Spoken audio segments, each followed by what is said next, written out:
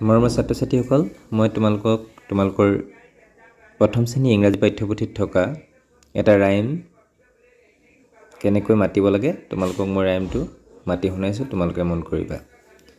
তোমালোকে চোৱাচোন, hands on my side নামৰ যিটো ৰাইম আছে সেইটো মই তোমালোকক মাতি দিছোঁ।